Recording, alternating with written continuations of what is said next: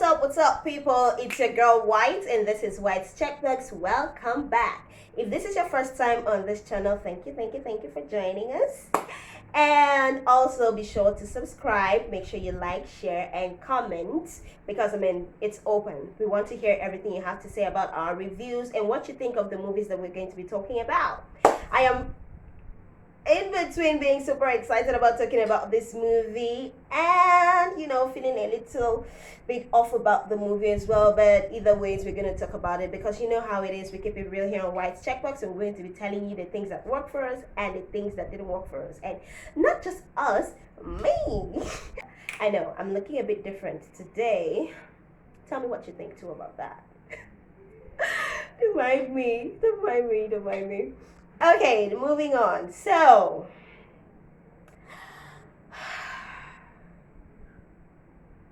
Nneka. Did you guess it? Did I do well? Who are you? I'm very beautiful, smart, passionate, and ambitious. Any questions?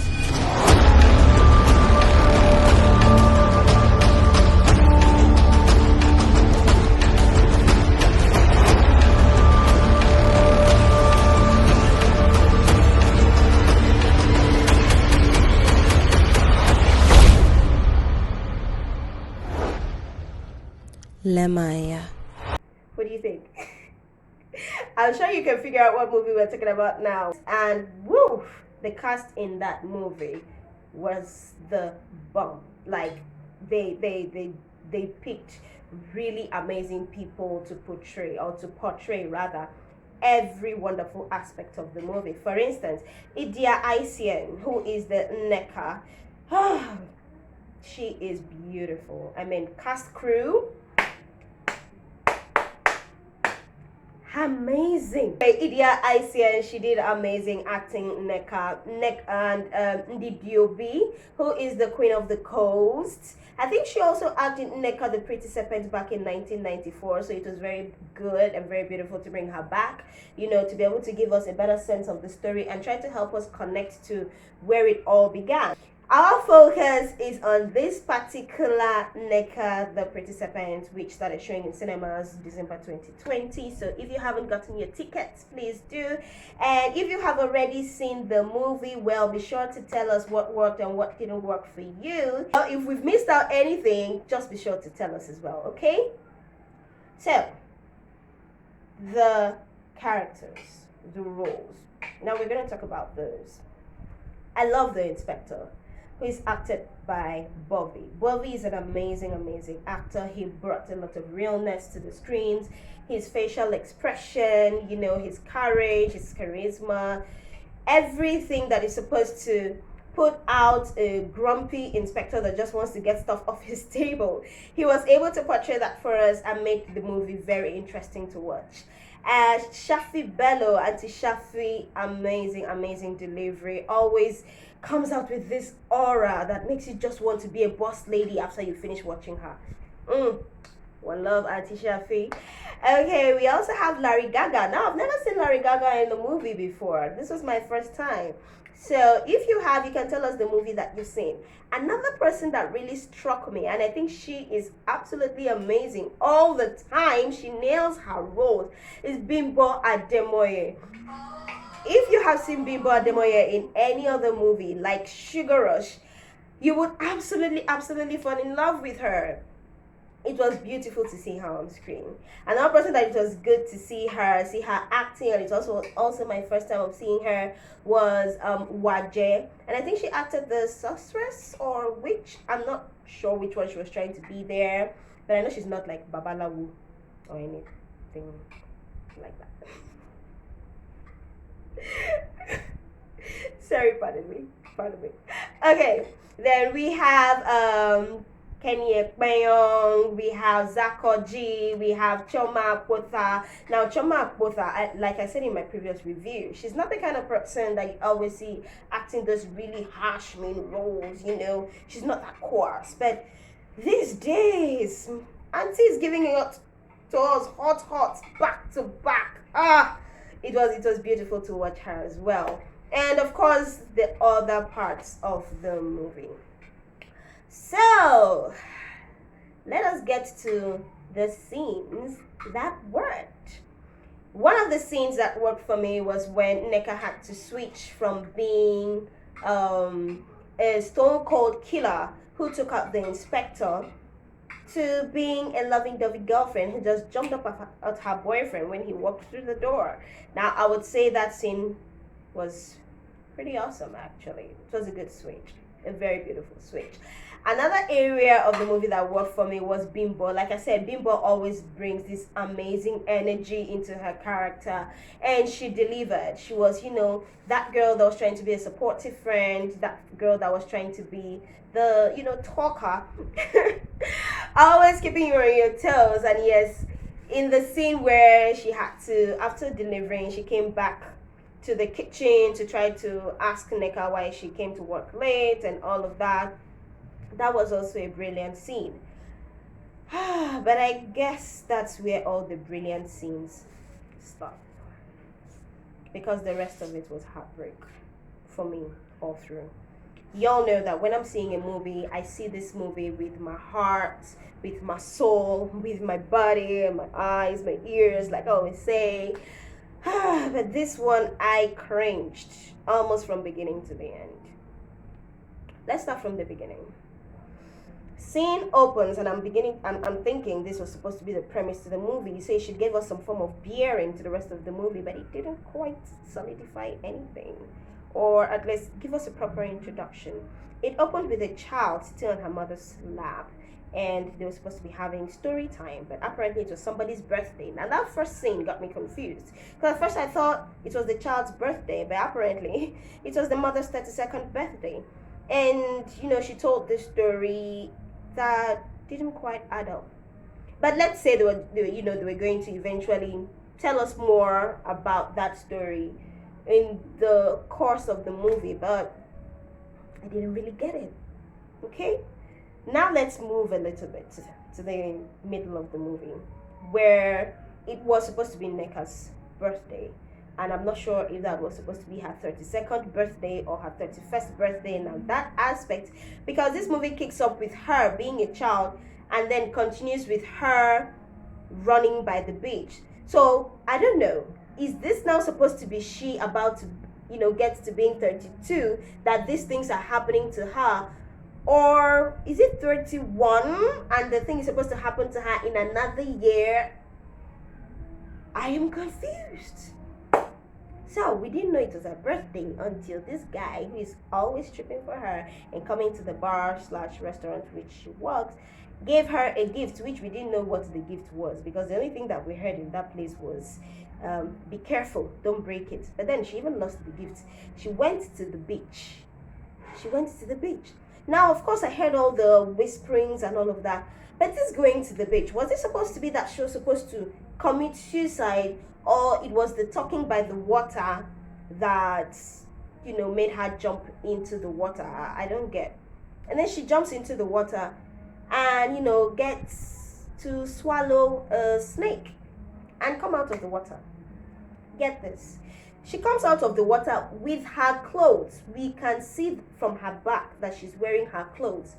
But then by the time she meets people in front, she's supposed to be naked.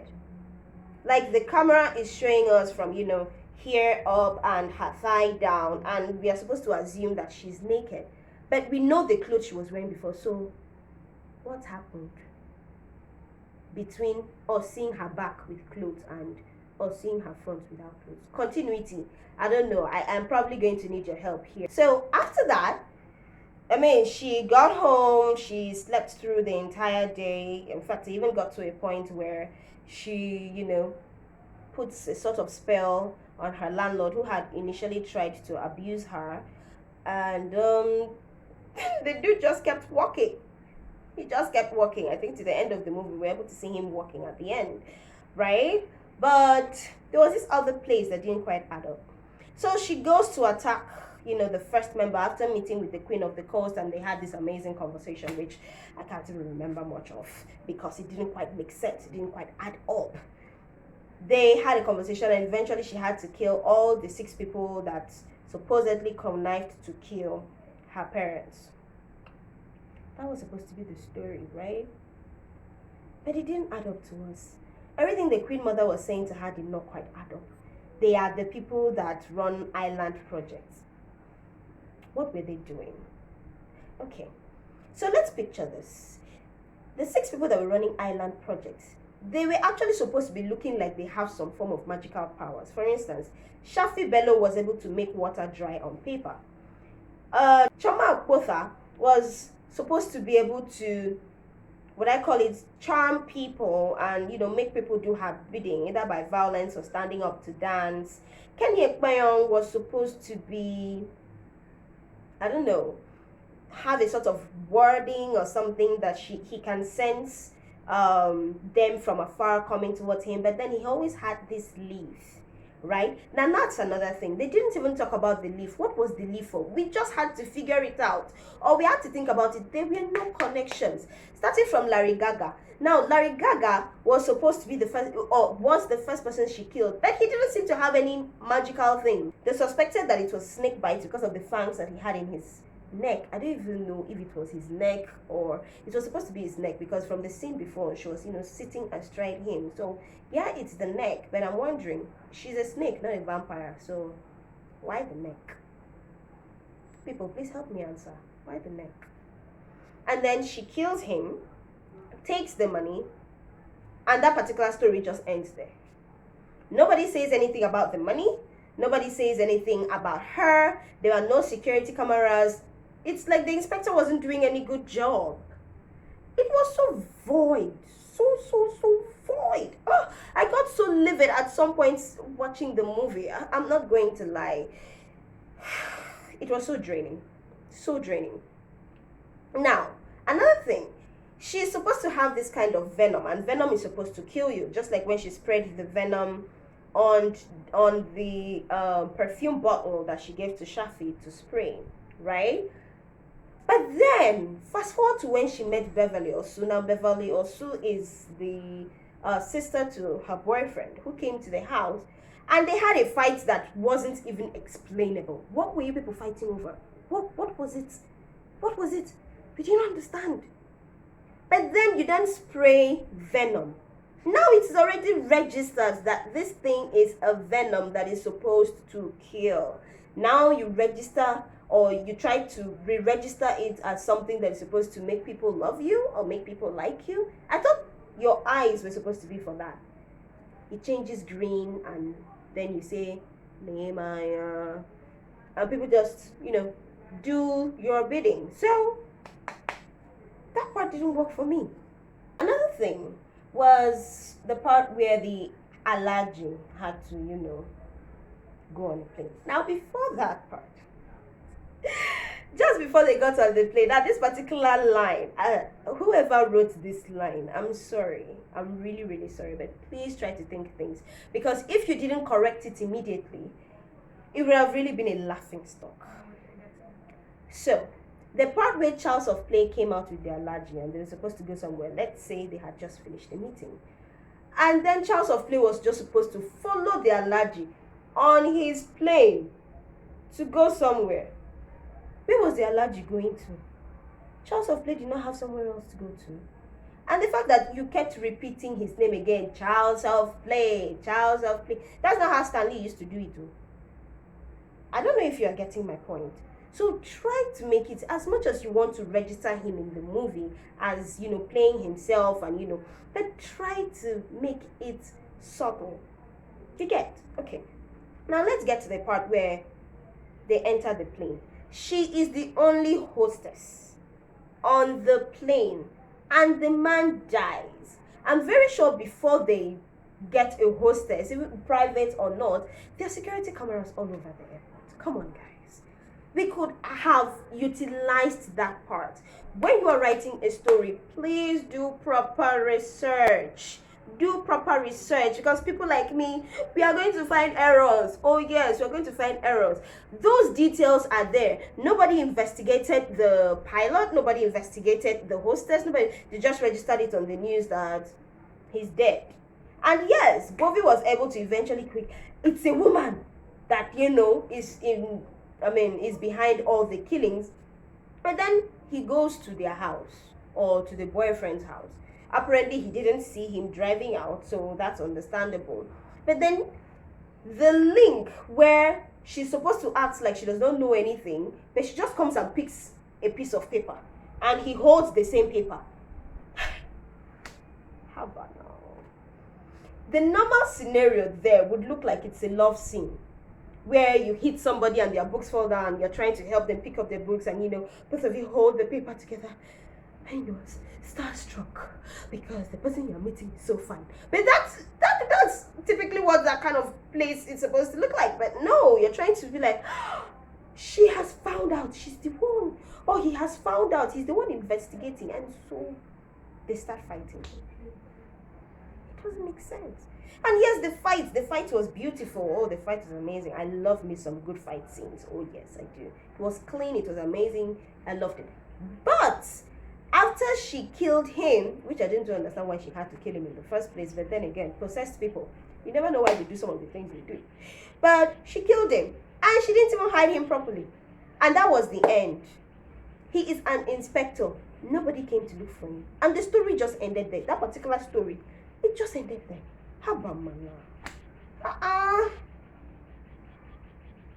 There's something my mother used to say. Too many cooks spoil the broth. So when you have 5-6 people writing one story, there is bound to be a lot of disconnects. But there are also ways that you can make this thing work. Synchronization is key. This person cannot write half of the movie and this person writes half of the movie and you just want to join it like that. It will not work. Try to read the entire movie and everybody should do analysis together. It will work. Anyway, let me not give out a lot of my tips so you guys can come and meet me as movie consultant or story consultant or things like that. You know what I'm saying? Anyway, another thing that didn't work was Kenny was dead. I mean, not like I'm using the real actor here, but I mean his character. I mean, he died, and there was no grieving. The Nneka's boyfriend didn't grieve for his uncle, even his own father's death. He didn't show any grief. Like he was like, good riddance. So see, look. So that I don't take a lot of our time. Play Network Studios, and for everybody that produced this movie, please. I know you're preparing something really hot for us, and I am absolutely looking towards watching it. Right? All the story writers, everybody that is working on it, there needs to be synchronization. So that me, your beautiful audience, watcher, and reviewer can enjoy the movie. I'm going to stop here so that people can go watch the movie and also tell me other things that they noticed, okay? So at this point, please be sure to like, share, subscribe, and comment. I want to hear it. Tell me what you think about the movie. Tell me what worked for you and what didn't work for you. So from me to you, thank you and wipes out.